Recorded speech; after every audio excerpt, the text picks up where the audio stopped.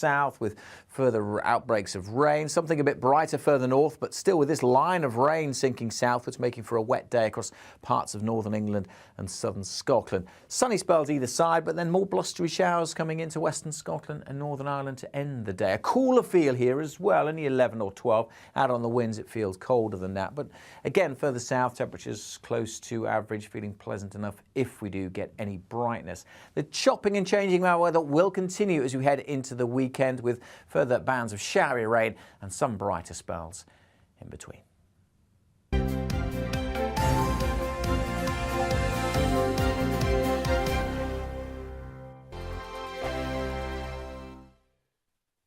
Weekday afternoons on GB News, we've got the whole of the UK covered. From 12 to 3, it's GB News Day with me, Mark Longhurst. And me, Gloria Di Piero. You'll get the very latest on everything that's been going on across our great nation. And from 3 till 6, watch out for GB News Live with me, Patrick Christys. I'm not here to mess around. With all the biggest topics and guests, you will always be up to date. GB News Day and GB News Live from 12 p.m. Only on GB News. The People's Channel, Britain's news channel. Hello there, it's Eamon Holmes here from Breakfast on GB News. We're not just on your television and your screens, you know. We're on DAB plus digital radio, so you can listen to your favourite shows on the move. If you've not yet listened to GB News Radio, it's very simple. We're on your radio player and TuneIn apps, on your smart speaker, phone or tablet, or online at gbnews.uk. Take us with you wherever you go. GB News Radio. You never have to miss a moment of the People's Channel. Join my show Farage, 7 p.m. till 8 p.m. Monday through Thursday, and there you will get opinion, analysis, debate, and I'll cover stories that nobody else dares to touch. You've been cancelled. Join the club. Oh my goodness me. And then for the last 15 minutes, talking pints. We're over a drink. We have a civilised conversation with someone. We very often disagree, but we do it in a grown-up way. Come and join me on Farage. Hello, I'm Simon Evans. Join me on GB News for Headliners at 11 p.m, where I'll be joined by two of the country's top comedians as we take a look at tomorrow's newspapers tonight. If it's a big story, we'll be covering it, I guarantee, but we'll also have some fun along the way. That's GB News Headliners at 11 p.m. We won't put you to sleep, unlike some of the other paper review shows out there. So join us, 11 p.m, 7 nights a week.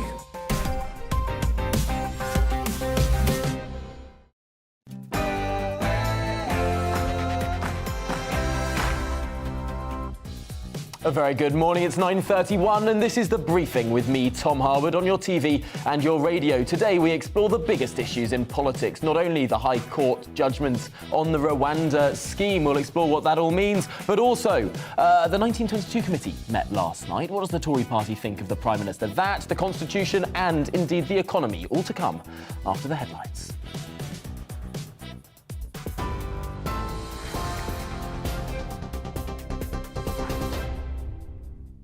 Good morning, it's 9:31. I'm Ray Addison in the GB newsroom. Some Tory MPs are urging the Prime Minister to abandon her tax-cutting plans unveiled last month. Last night, Liz Truss came under pressure from Conservative backbenchers at a meeting of the 1922 committee. It comes as the UK economy faces new shocks after the Bank of England intervened again this week with an emergency support package. It's warned that pension fund managers have until tomorrow to finish rebalancing their books.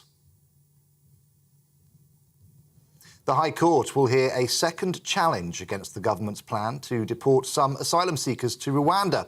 In April, then Home Secretary Priti Patel signed an agreement with Rwanda in an effort to stop migrants from crossing the Channel. But the first deportation flight was grounded in June amid a series of legal challenges over how those migrants would be treated. The UK is sending anti-aircraft missiles to Ukraine to help defend the skies after Moscow launched strikes on the country's cities and power plants this week. Since the explosion on the bridge linking annexed Crimea with Russia, the Kremlin has shifted its strategy to attack civilian areas and infrastructure. The AMRAAM rockets donated by Britain are capable of shooting down cruise missiles. According to the Ministry of Defence, they'll be delivered in the coming weeks. Royal Mail workers are striking today in a long-running dispute over pay and conditions. The Communication Workers Union says 115,000 members will join picket lines outside Royal Mail offices. It's accusing the Royal Mail of planning structural changes which would put jobs at risk. It's the first of 19 walkouts planned for the coming months. We're on TV, online and on DAB+ radio. This is GB News. Back now to the briefing with Tom Harwood.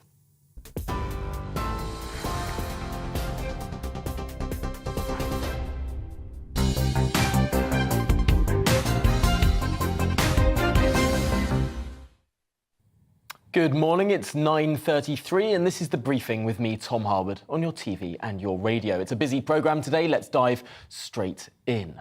First today, the government has promised to crack down on people crossing the channel illegally in small boats, of course, but record numbers have made the journey this year.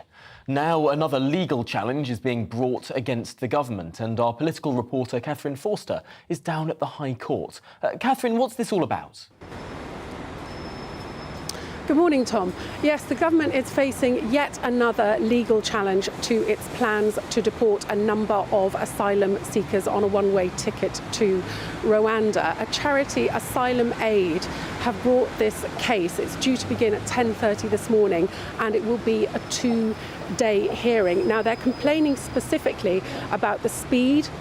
They say it doesn't give time for people to get proper advice and also the lack of information given to those affected. But of course, as we remember, the former Home Secretary, Priti Patel, announced the government's grand plan to crack down on the numbers crossing the channel illegally back in April. That was to send a number of them to Rwanda in Africa, 4,000 miles away, where their claims would be processed, but critically, they would not then be readmitted to the UK.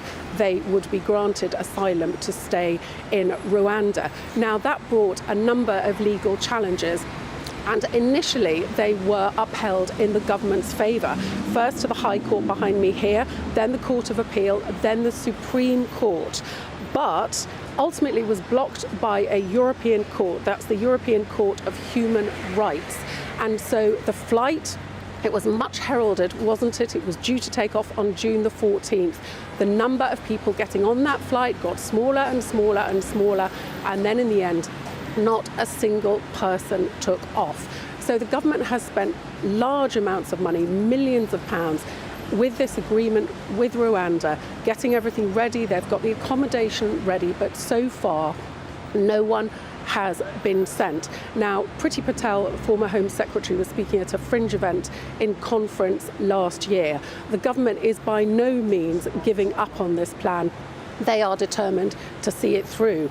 The current Home Secretary, Suella Braverman, said that it was her dream and her obsession to see a flight full of people who crossed the channel illegally sent to Rwanda. So the government is doubling down on this, but it seems the legal challenges are only set to continue.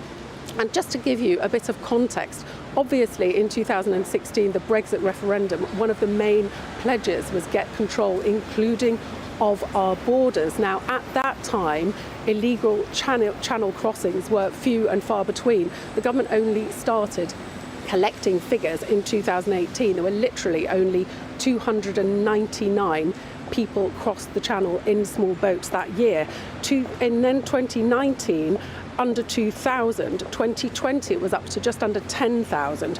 By 2021, nearly 29,000. And now in the current year, as of the end of the 11th, 35,607 people have crossed into the UK on small boats. Of those, about 76%, these are figures coming up to June this year, 76% of people already having come and claimed asylum, and there is 118,000 backlog of claims waiting to be processed. 76% of those ultimately are being granted. In terms of the breakdown of the people coming over, 75% are men aged 18 to 39, only about 7% women, about 12% under 18s. And in the first half of this year, the makeup of the people coming has changed somewhat, but over half came from 3 countries, 18% from Albania, 18% from Afghanistan, 15% from Iran. So clearly this is a huge issue. Now, Suella Braverman is talking very tough. She has indeed even floated the idea of Britain withdrawing from the European Convention of Human Rights, which would in some ways be the nuclear option. Not sure that she would get that through. But this is a real problem for the government at a time of a cost of living crisis. It's putting resources, especially in the southeast of England, under massive pressure. And all the talk of deals with France, many, many million pounds spent in coordination with our colleagues in France to try to stop these crossings. And although they are stopping many of them, the numbers at the moment keep on rising. I mean, it's just Catherine, thank you for all of that. Really quite stark news there. No doubt we'll be following this court case very, very carefully. Well, moving on to the structural challenges that the government faces, I'm delighted to be joined by Dr. Craig Prescott, an expert in United Kingdom constitutional law and politics, with a particular focus on Parliament devolution and Brexit. So who better to dive into than all of the constitutional issues that we are exploring? Let's start with this Rwanda policy. What chances does the government have of actually getting it through? Good morning. I think what's interesting to remember is that the decision of the European Court was an interim decision, that because the plane was literally on the runway, the court was asked to grant what's called an interim injunction, which is, does the claimant, did the people on the plane or would have been on the plane have a reasonable argument in law? Not necessarily that they would win, but do they have a viable argument to advance at a more substantive hearing? And the European Court said that they have at least an argument, is not to say that they would win. So the government's policy does live to fight another day before the European courts. And as we've seen, sort of with the High Court and Court of Appeal and Supreme Court, they allowed the measure to go through. So I think legally that the government may be confident that at least as the UK courts are concerned, the Rwanda policy satisfies the courts. Really, really interesting stuff there. Let's move on to something else that is, I suppose, taking up time in the courts this week. Of course, the Scottish Government's attempt to try and assert that it has the right to push forward a rerun of the 2014 independence British partition referendum. Of course, we've been the Supreme Court's been hearing arguments about this over the last couple of days. Where are we with it? OK, so Nicola Sturgeon has announced a draft bill that makes provision for a second Scottish independence referendum. The legal issue is that matters relating to the Constitution, which includes the future of the Union, are reserved to the Westminster Parliament. Now, to hold the first independence referendum, essentially the governments of Scotland and Wales and the parliaments of Scotland and Wales struck up an agreement by which the Scottish Parliament could pass the necessary legislation, and so it was legally watertight. Essentially, what Nicola Sturgeon has proposed is what's called a totally advisory referendum. So essentially, it is just, let's hold a referendum asking this question of the Scottish people. And there's an interesting question there, because if it's not legally binding, does it have any legal effect to touch a matter that's reserved to the Westminster Parliament? And so that's really the matter that is being argued before the Supreme Court. It seems to me that if it looks like a referendum, talks like a referendum, walks like a referendum, it may well be a referendum.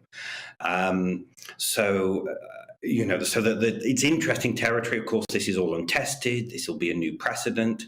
The other point to make is that this is only a draft bill. And, governments produce draft bills all the time. And so we're on a hypothetical question here because this isn't the law. The Scottish Parliament hasn't made this draft bill yet into an act of the Scottish Parliament. And usually when legislation is challenged, it's because it's been made by the Scottish Parliament. So the Supreme Court may reject the entire thing, saying this is a hypothetical question because we don't have any law here yet. Come back to us when the Scottish Parliament has passed this draft bill as legislation. Really interesting stuff. Let's move on now to the Prime Minister's own position. Of course, she's Prime Minister by virtue of a peculiar constitutional quirk, I suppose, the almost sort of siphoning off of democratic norms from Parliament to the membership of the Conservative Party. And to some extent, the Conservative MPs don't always agree with their membership. The Prime Minister faces quite a bit of opposition from within her own party in Parliament. To some extent, it could be argued that the Prime Minister doesn't really have a majority in Parliament. She may not have a workable majority in the sense of just being able to propose measures and assume that enough of Conservative MPs will support it to get it through. Clearly, her position as leader of the Conservative Party is significantly weakened because she never commanded a strong majority of Conservative MPs. And so I think what she's realising sort of in difficult circumstances is that she has to govern through her party and that she will have to consult extensively with her party on measures between now and the next election for her to have any chance of having a viable functioning government between now and the election, which will probably be in late 2024. It's remarkable given a lot of Conservative MPs in the first place. Remarkable given the scale of the Conservative majority, initially 80, now around 70, thanks to a number of by-elections. But it's remarkable given that scale of majority. It feels like the Prime Minister doesn't have all that much authority over her MPs at all. Dr. Craig Prescott, we'll have to leave it there, but thank you so much for talking through those three enormous issues in our politics this morning. Let's move on now to the state of the Tory party, as we were briefly discussing. Yesterday, the Prime Minister faced a meeting of her backbenchers as the 1922 committee gathered in Committee Room 14 of the House of Commons, banging desks and barking questions. It's the first time she's addressed the meeting since the mini-budget, after which the Labour Party stormed considerably ahead in the polls. Well, let's speak to someone who was at that meeting now. Andrew Bridgen is the member for Parliament for North West Leicestershire, was in the room. Andrew, what did you make of the mood? Say again, sorry Tom, I didn't quite catch that. What did you make of the mood in Committee Room 14 at 5 p.m. last night? Well, I mean, clearly the polls have rattled the Conservative Party. When you start seeing polls with the Labour Party 30 points ahead, and there's a feeling that the damage done to the party is self-inflicted. And obviously members of Parliament and our members out in the country are looking for reassurance. I think the Prime Minister realises her position, so she's offered a lot of consultation with regard to what's going to be in the next economic statement by the Chancellor. So there'll be a lot of consultation with backbenchers next week to ensure that whatever measures are in there, that the Prime Minister can actually get them through Parliament. Now, there's been so much exploration of what changes may well happen with regard to how the Prime Minister is governing, whether parts of the mini-budget, indeed election pledges of the Prime Minister, may well be rowed back upon. Do you sense that there is a mood for that within the Parliamentary Conservative Party? Were any questions as to further U-turns asked in that meeting last night? Well, I think it's about presentation as well. I think I think the mini-budget was rushed out. There wasn't a lot of consultation at all with colleagues, and clearly it spooks the market. The problem we're in, we've got probably 2 years to the next general election. We've got a new, very keen Prime Minister who wants to see economic growth. Clearly, but at the same time, we're dealing with inflation, and the Bank of England's only tool to deal with that is putting up interest rates effectively. And I'm really not sure how inflation driven by commodity prices, mostly energy, oil and gas prices, because of what Putin's done in Ukraine, how putting up someone's mortgage payments, apart from throwing us into a recession and depressing demand for all goods, is actually going to sort out this inflation. I think the government, the Treasury, needs to work in lockstep with the Bank of England. I think we'd all welcome tax cuts, but I think we need to deal with the threat of inflation first. And I think that's what Kwasi Kwarteng's going to outline at the end of this month, and he's going to reassure the markets that there's not going to be completely unfunded tax cuts. Really tight for time, so just in a word, if you would, finally in this conversation, do you believe any of your colleagues on the backbenches of the Conservative Party are members of the anti-growth coalition?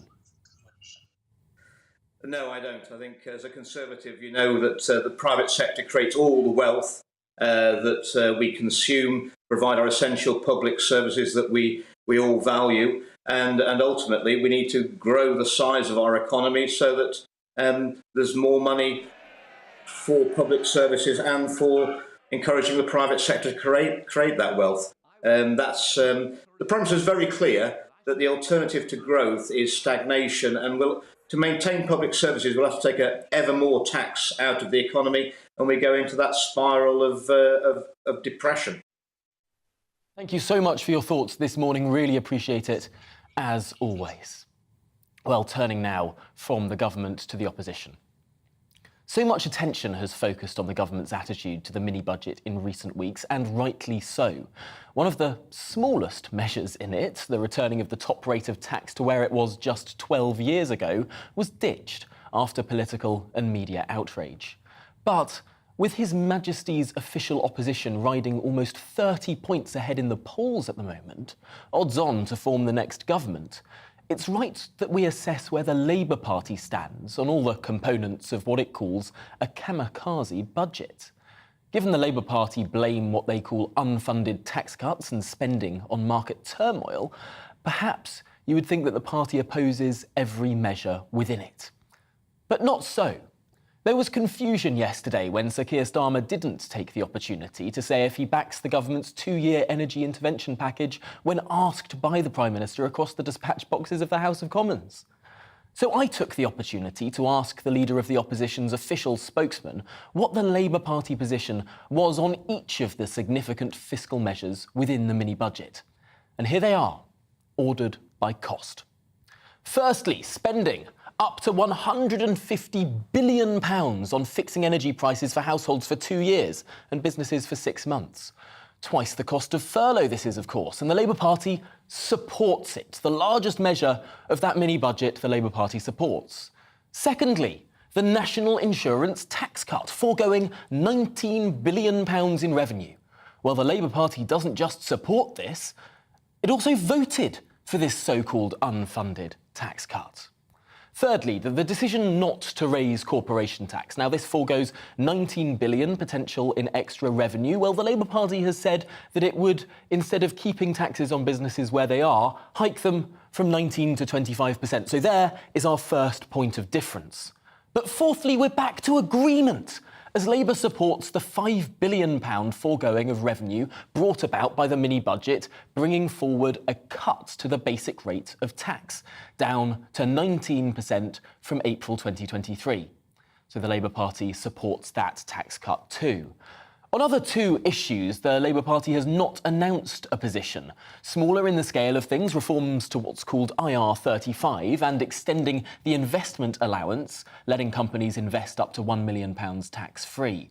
In fact, all of the significant fiscal measures in this mini-budget, of all of them, the Labour Party has committed to opposing just two: the decision to not raise corporation tax and the cut to stamp duty. Of the almost £200 billion in so-called unfunded spending, the party backs all but £20 billion of it. Now, it must be said that Labour say they would raise 3 other taxes too. Firstly, expanding the energy windfall tax. The party has previously said their changes would raise £3.4 billion extra through backdating this tax and ripping out its investment allowances. Secondly, they would impose a new dividend tax. Now, this would raise unspecified money through previously committed, although this was previously committed to breakfast clubs, so not sure whether that money would actually come into deficit reduction. And thirdly, a new third £3 billion non-dom tax, although the party has committed revenue from this to NHS modernisation, so potentially not for deficit reduction either. All in all, taking into account all of the measures that the Labour Party has publicly committed to, the measures in the mini-budget that the Labour Party backs, and indeed the few it opposes, the Labour Party appears to be backing around 75% of the spending commitments and indeed unfunded tax cuts in the mini-budget. So perhaps when Sir Keir Starmer says he wants to rip it out, reverse it all, he isn't being entirely honest.